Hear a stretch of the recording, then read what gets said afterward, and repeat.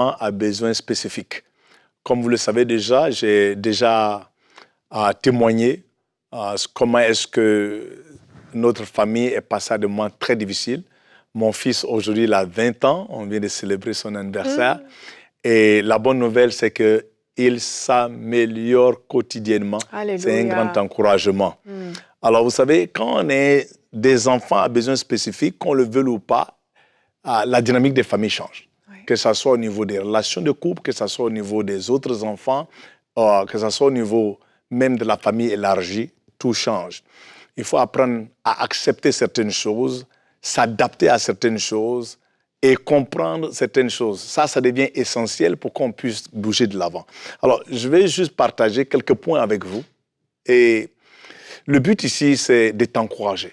Peu importe comment est-ce que la situation est difficile, il y a toujours un espoir à quelque part. Oui. Job dit, même lorsqu'un arbre est déterré et qu'il est en train de mourir à la senteur de l'eau, il commence à porter encore des bourgeons.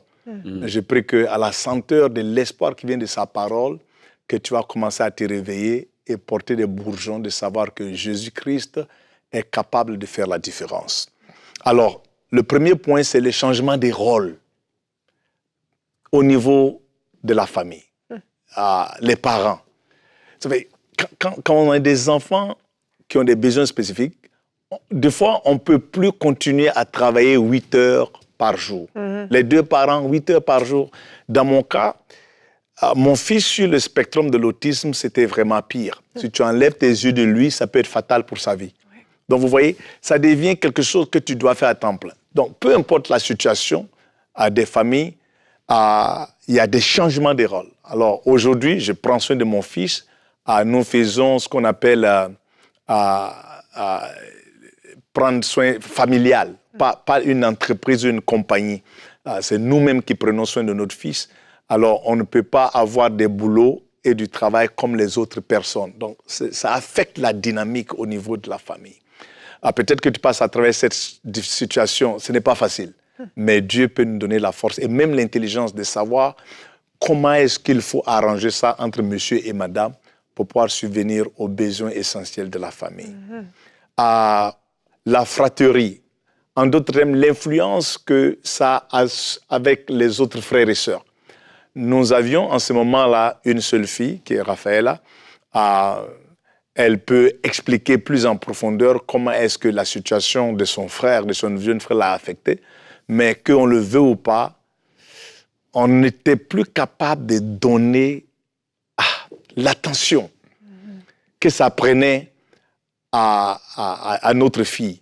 Parce que là, tout le monde court pour le garçon. Mon fils s'appelle Amadou. Donc, tout le monde est là, tout le monde est concentré sur lui. Et qu'on le veut ou pas, l'autre pourrait se sentir négligé, abandonné. Ça peut être des sentiments de frustration. Ça peut être des sentiments de compassion, dépendant de l'âge des enfants. Je respecte beaucoup ma fille, je lui permettrai de parler de son sentiment à elle-même. Mais veut ou veut pas, ça affecte les frères et les sœurs. Oui. Le troisième point, c'est le stress financier. Et ça, c'est un point très fort. Comme je l'avais dit dans le premier point, les rôles changent. Donc, tu ne peux plus travailler autant que tu le faisais. Donc, ça affecte directement les rentrées au niveau des finances, monétairement parlant. Et non seulement ça, les enfants qui ont des besoins spécifiques, des fois, ils demandent beaucoup plus. Il faut un programme spécial. Il faut avoir des thérapeutes qui vont venir les apprendre à parler. Dans mon cas, mon fils ne pouvait pas parler. Dans le cas de certaines personnes, ils peuvent parler. Vous savez, quand je parle de ça, c'est très proche de mon cœur. Les émotions sont là, mais ce n'est pas des émotions de désespoir, c'est des émotions de gratitude, de reconnaissance de ce que j'ai vu Dieu faire dans la vie de notre enfant. Et je sais que toi qui m'écoutes aussi, cette même grâce va être disponible pour toi. Amen. Juste sois fortifié. Temps et attention, ça c'est temps plein là. Mettre au lit. Les autres enfants ont pris pour eux juste le Seigneur, bénis mon bébé, dors bien, tu as des bourrées, les anges vont te visiter. Non. Dans notre cas, notre fils, ça prendrait 3 à 4 heures avant qu'il ne dorme. Donc, C'est des prières, c'est des lectures de Bible. Des fois même, tu t'endors avant qu'il ne s'endort. Donc, c'est une dépense, c'est un investissement, disons, de temps qui est au-delà du normal. Le lendemain, il faut prendre soin quand ils se réveillent la nuit, parce que généralement, les enfants qui sont autistiques, ils ont des problèmes de sommeil. Donc, ils peuvent se réveiller à 2 heures du matin, alors que tu dois aller travailler. Ils peuvent se réveiller à 3 heures. On ne sait jamais. Il y a l'autre point qui est important, c'est que tu ne sais pas ce qui va se passer. Il n'y a pas une routine qui est permanente. Tu ne peux pas dire, OK, on a un peu une idée de comment nos enfants fonctionnent.